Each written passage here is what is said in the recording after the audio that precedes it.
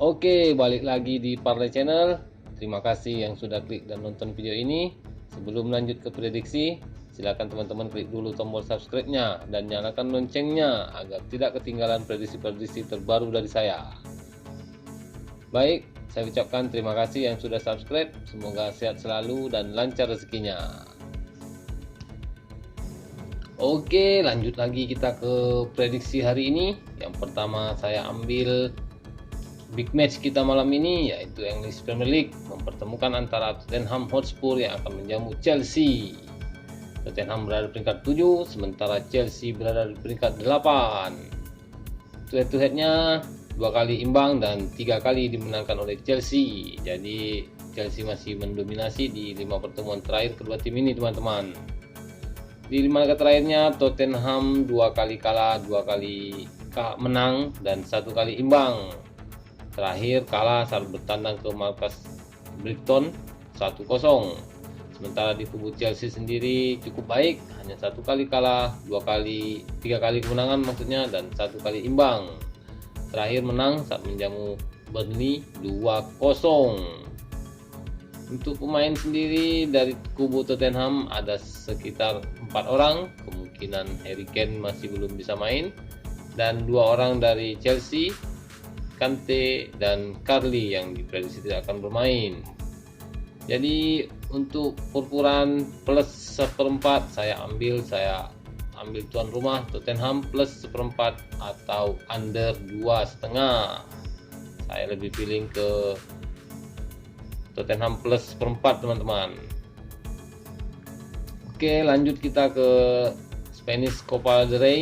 Di sini ada Real Betis yang akan menjamu Athletic Bilbao.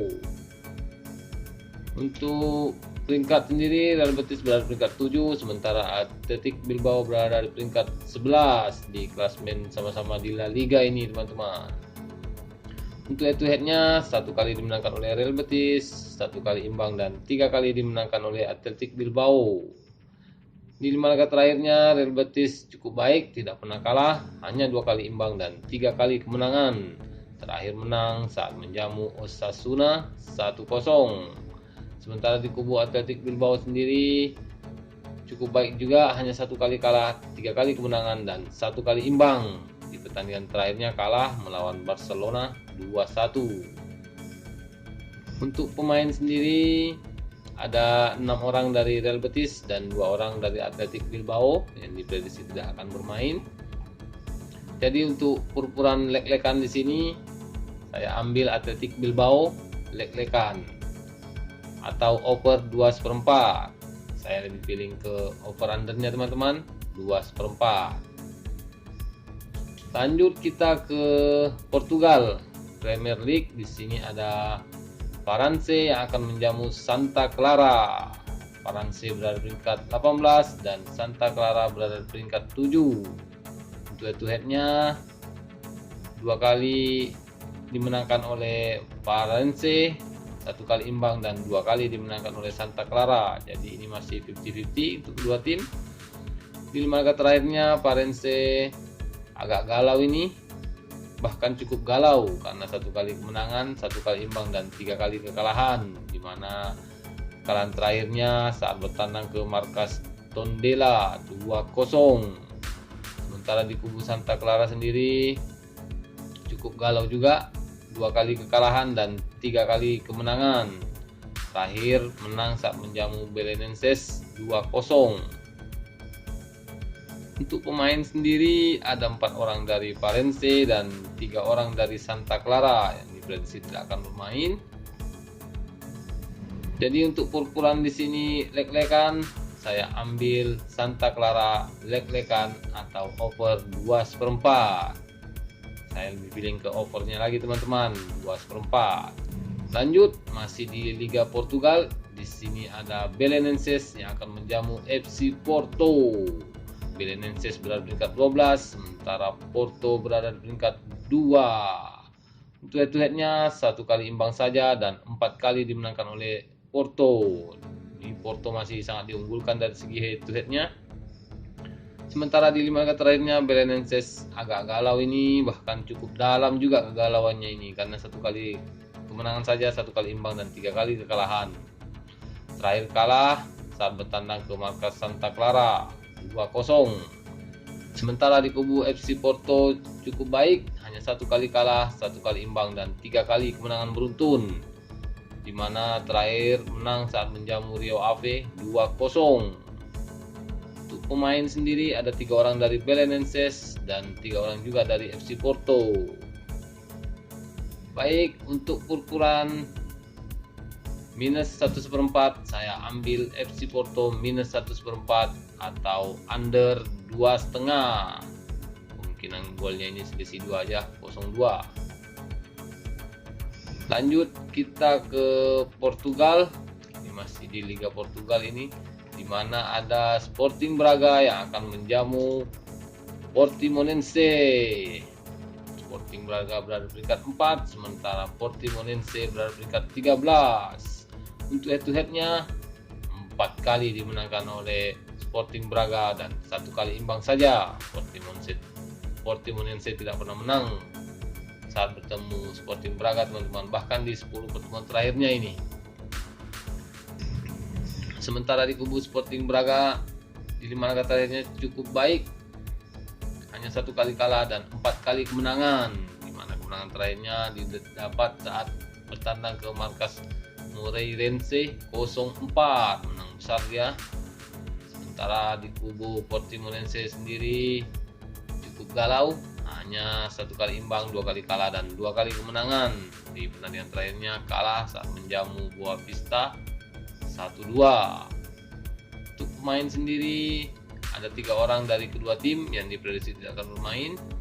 Jadi untuk ukuran 1/4 saya ambil tuan rumah Sporting Braga -1/4 atau over 2/3/4. Lanjut, masih di Liga Portugal, teman-teman. Di sini ada Famalicão yang akan menjamu Moreirense. Famalicão berada di peringkat 15, sementara Moreirense berada di peringkat 8. Duet-duetnya kedua tim baru 4 kali ketemu, 2 kali imbang, 1 kali dimenangkan oleh Famalicão dan 1 kali dimenangkan oleh Moreirense. Jadi masih 50-50 untuk kedua tim ini. Di 5 laga terakhirnya Famalicão sangat galau, hanya 1 kali kemenangan dan 4 kali kekalahan, di mana terakhir kalah saat bertandang ke markas Nacional da Madeira 2-1. Sementara di kubu Moreirense sendiri cukup galau juga, 2 kali kalah, 2 kali imbang dan 1 kali kemenangan. Terakhir kalah juga saat bertandang saat menjamu Sporting Braga 0-4. Kalah telak pertandingan terakhirnya. Untuk pemain sendiri ada 1 orang dari Famalicão dan 5 orang dari Moreirense. Jadi untuk ukuran setengah di sini saya ambil Moreirense -setengah atau under 2/4. Saya lebih feeling ke handicapnya, teman-teman. Kemungkinan Moreirense di sini akan menang. Lanjut kita ke Turki Superliga. Di sini ada Trabzonspor yang akan menjamu Denizlispor. Trabzonspor berada di peringkat 5, sementara Denizlispor berada di peringkat 21. Duet-duetnya 1 kali Trabzonspor menang, 1 kali imbang dan 3 kali dimenangkan oleh Denizlispor. Di 5 laga terakhirnya Trabzonspor sendiri sangat baik, tidak pernah kalah, hanya 1 kali imbang dan 4 kali kemenangan beruntun, di mana terakhir menang saat bertandang ke markas Besiktas 1-2.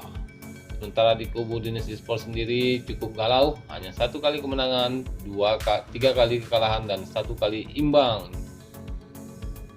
di mana pertandingan terakhirnya menang saat menjamu Göztepe 2-1. Untuk pemain sendiri ada 3 orang dari Trabzonspor dan ada 7 orang dari Denizlispor yang diprediksi tidak akan bermain. Jadi untuk ukuran di sini 1 saya ambil Denizlispor +1 karena head-to-headnya tadi ya, atau over 2/3/4. Saya lebih pilih ke handicapnya +1 untuk Denizlispor. Lanjut kita ke pertandingan terakhir atau prediksi terakhir untuk hari ini. Di sini saya ambil Swiss Super League. Di sini ada Lausanne Sport yang akan menjamu Basel. Lausanne Sport berada peringkat 6, sementara Basel berada peringkat 2. Head to headnya 2 kali imbang dan 3 kali dimenangkan oleh Basel. Jadi Lausanne Sport ini tidak pernah menang di 5 pertemuan terakhirnya dengan Basel. Untuk 5 pertandingan terakhirnya Lausanne Sport memang agak galau, dia hanya 1 kali menang, 1 kali kalah dan 3 kali imbang. Terakhir imbang saat bertandang ke markas Servette 1-1. Sementara di kubu Basel cukup baik, hanya 1 kali kalah, 2 kali menang dan 2 kali imbang. Terakhir imbang saat menjamu Lugano 2-2. Untuk pemain nggak ada informasi yang cedera, jadi kemungkinan kedua tim akan full tim. Untuk ini ngeri-ngeri sedap juga, ukurannya lek-lekan.